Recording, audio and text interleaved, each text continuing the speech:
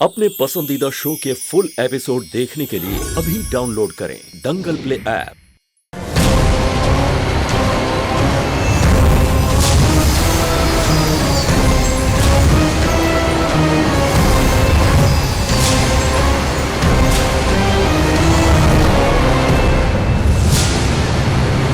हनुमान जी, आप भी बड़े भोले हो।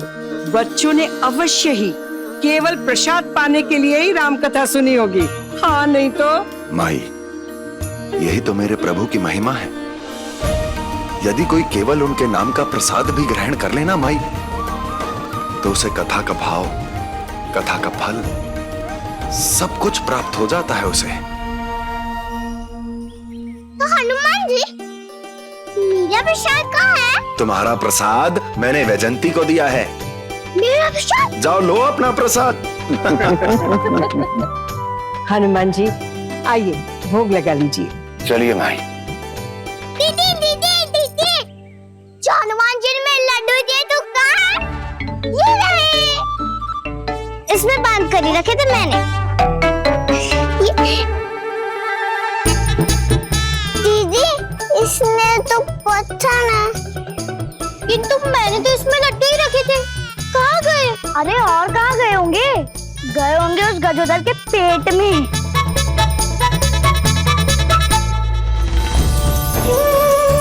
आनंद ही आ गया।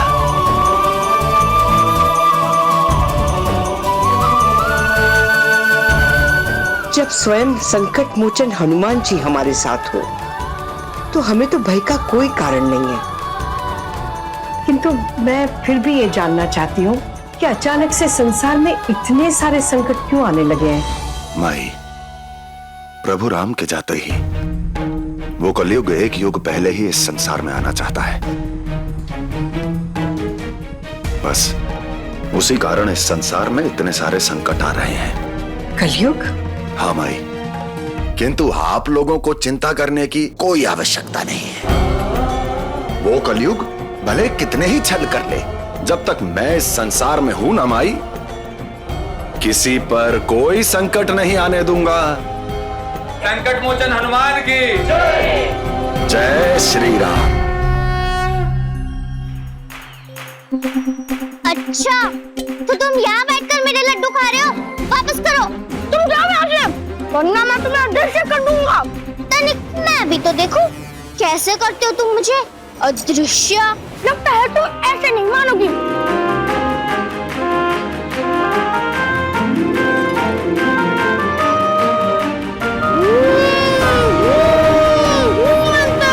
हनुमान जी कर दो सच्चू मंत्र।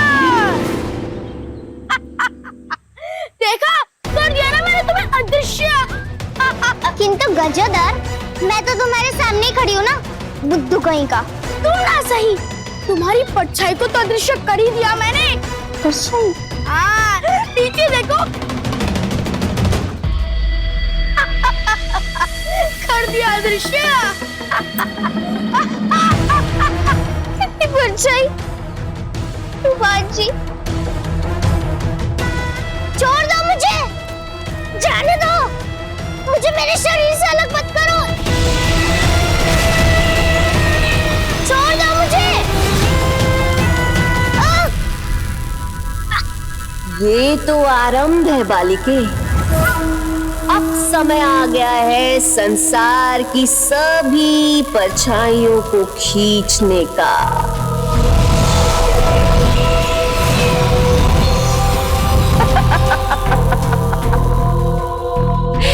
पहले मैंने संसार के सभी वस्तुओं की परछाइयों को खींचा,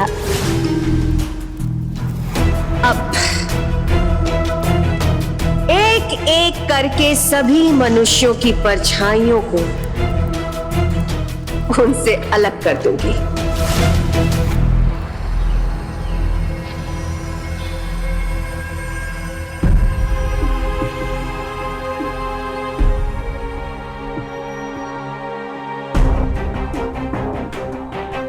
बड़े आश्चर्य की बात है, जब कोई साथ नहीं होता तब भी परछाई साथ होती है, किंतु तुम्हारी तो परछाई ने तुम्हारा साथ ही छोड़ दिया। ऐसे कैसे हो सकता है? हनुमान जी, ये सब उस गजोदर ने किया है। नहीं नहीं, भला गजोधर ऐसा कैसे कर सकता है? अवश्य ही ये कुछ और बात है। हनुमान जी, किंतु गजोदर के बिना इस समस्या का हल नहीं हो सकता। हाँ हनुमान जी, हम उसे अभी लेकर आते हैं, चलो। हनुमान जी, मैं बिना परछाई के घर कैसे जाऊंगी? इस संसार में परछाई खींचने की विद्या तो केवल सिंघिका को आती थी। मुझे आज भी स्मरण है, जब मैं माता सीता का पता लगाने लंका जा रहा था, तब सिंघिका ने मेरी परछाई पकड़ ली थी और मुझे खाने का प्रयास किया था, किंतु सिंघिका का तो मैंने उसी समय अंत कर दिया था। यदि सिंघिका का अंत हो चुका है, तो कौन है जो लोगों की परछाई खींच रहा है?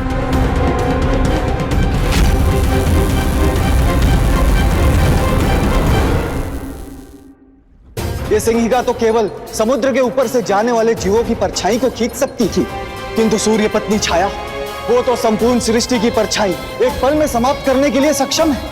किंतु मुझे ये समझ नहीं आ रहा है कि छाया समाप्त हो जाने से उसका जीवन कैसे संकट में पड़ सकता है, क्योंकि छाया तो निर्जीव होती है ना। जब इस संसार में कुछ भी अकारण नहीं होता, तो प्राणियों की छाया कारण कैसे हो सकती है?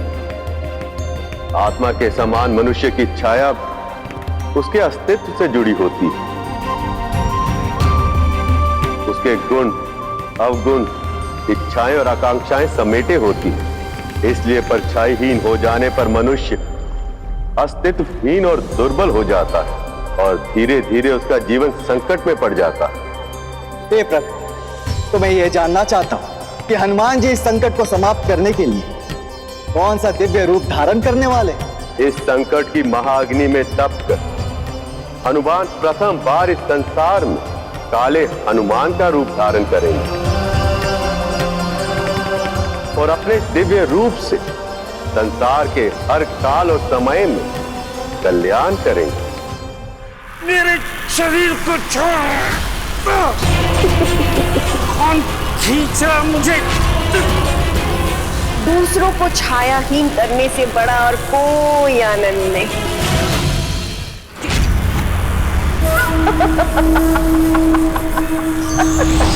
छाया, ये क्या कर रही हो? यदि एक एक करके लोगों की परछाइयां खींचूंगी तो पूरा युग बीत जाएगा। जानती हूं, कलयुग राज लाने के लिए तुम बहुत अधीर हो, परंतु विश्वास करो मेरा, तुमसे अधिक शीघ्रता मुझे अपने अस्तित्व पाने के लिए है। तो देरी किस बात की है? युगों के तिरस्कार और अपमान के बाद ये आनंद का क्षण आया है। तो जाओ, तुम भी आनंद करो और मुझे भी अपना काम आनंद पूर्वक करने दो।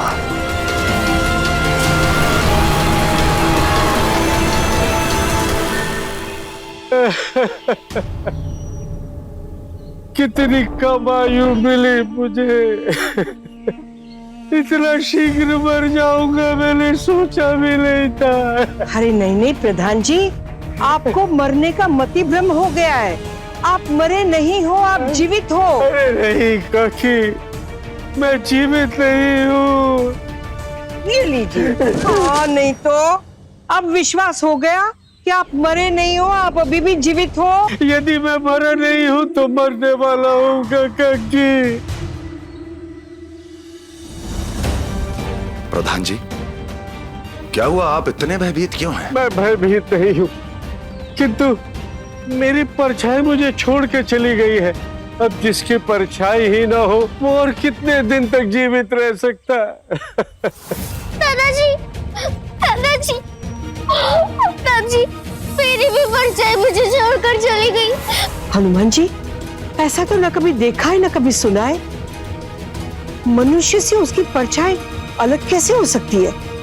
हाँ माई, घटना तो विचित्र है, पर आप लोग चिंता मत कीजिए, क्योंकि मैं शीघ्र ही इस घटना का कारण पता लगा लूंगा। हनुमान जी, उसकी कोई आवश्यकता नहीं। छोड़ो, छोड़ो मुझे, छोड़ो। हनुमान जी, इसने ही सबकी परछाई अदृश्य की है। हनुमान जी, भला मैं कैसे किसी की परछाई अदृश्य कर सकता हूँ? मेरी तो स्वयं की परछाई अदृश्य हो गई है।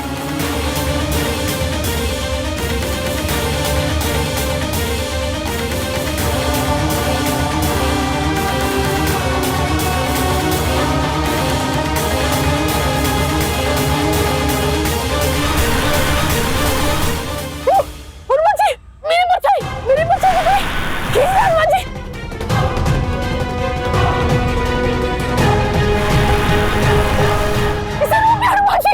जय श्री राम। जय हनुमान ज्ञान गुण सागर, जय कपीश तिहु लोक पूजा कर, राम दूत अतुलित बल धामा, अंजनी पुत्र पवन सुत नामा।